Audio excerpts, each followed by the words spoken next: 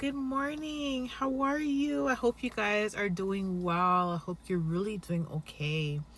This is a specific word for someone. It's just words of encouragement. The Lord wants to remind you just how great you are and what you have in store. Okay, so try not to focus too much on how horrible the warfare is, but more so focus on what you have to look forward to. All right, but here's the thing, somebody has been praying and asking God, like, why you are going through what you're going through. And you may have even been comparing your struggles to someone else's. And you're like, why don't they have to fight the way I have to fight? I want to tell you and I want to remind you of something. You know, we don't pick our enemies. We don't pick our enemies. Some people, their enemies fall off from the first warning. And then there's some people, like, they may have a Goliath enemy where once that enemy has been defeated, they back down, right? And then some people, they literally have a Pharaoh that they're dealing with. And when Pharaoh's stubborn, he was a stubborn enemy. Like, he just wouldn't stop. And then there's some people who really have a Saul enemy, right? So here's the thing, warfare and trials and tribulations and determination on how long you're going to be, battling this spiritual war with a particular person all depends on that person's ignorance, pride, and just how much they're willing to go, right? But it also depends on how big your purpose is. And you're like, Steph, like, what do you mean by, my purpose is big based on the type of enemy? Listen, if there is someone that is consistently going with the attacks and they have not passed away, right?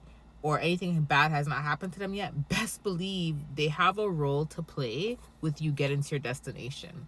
Similar to how Joseph's brothers had a role to play. But here's the thing, Joseph's brothers, they were only there for a certain period of point, a certain time, right?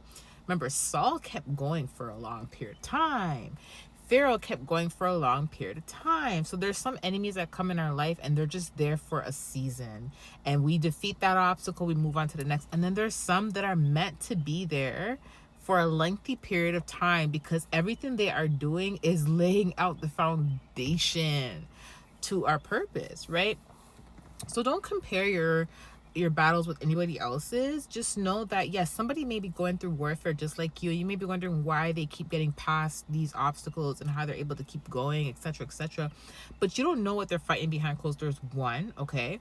And two, you have to understand that they may have had an enemy in their life that was just there for a season. So you get what I'm saying? But understand that yes, the longer your battles are there, there's something that is definitely destined within that. Okay, so it's they're meant to push you to your outcome. All right, so just understand that and just remember that God loves you.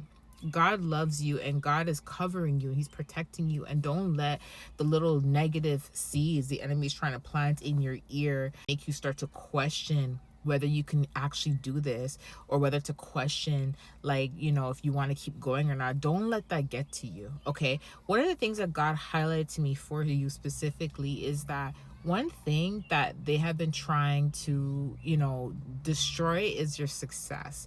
Like, the person that you have in your life that is up against you, like, this person is so afraid of you being successful. Like, mind you, like, you're already doing things for yourself, right? You may not be where you want to be at, but you're doing a lot and they already know that you are destined for greatness, whether they saw it through a reading or whether somebody told them or whether they dreamt it. They already know, right? But they're afraid that you're gonna go further in life than where you are today. And the reason why they're so afraid of your success, here's why. Because they know that a part of your success is going to be what? Your testimony. And what is that about? Your testimony is also going to highlight their role, their longevity of trying to destroy you in it, right? And they are afraid of being exposed. So because they're afraid of being exposed, they're trying to prevent you from getting to that level to where you're going to be able to shine light on your testimony. They are afraid because here's the thing, because they are doing what they're doing for a very long time, you have to understand, we know based on history. Okay, yes, we read books like, Book of Esther, or, Book of Daniel, where these men came up against Daniel and Haman came up against Esther. But these were literally seasons, right? These were not like enemies that were there for a lengthy period of time. Books that really, really highlight, just how important an enemy's role is in your life. Look at Exodus and look at First Samuel. Do you get what I'm saying? So not only oh my gosh, not only did these people sign up to be the villain in your story, but they signed up to be a part of your testimony. They signed up to make history with you.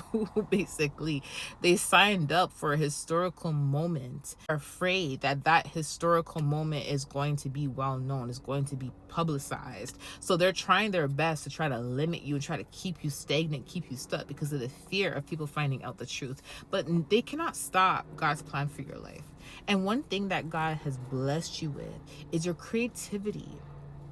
Your creativity, your ability to always be receptive to God and to receive new instructions, new ideas on a daily basis. So even if they try to destroy something physically, you're always going to have ideas. You're always going to have, instructions on what to do next in your life to continue to push you to that level. So to be honest, they're only helping you on your walk, okay? They're only pushing you towards your purpose.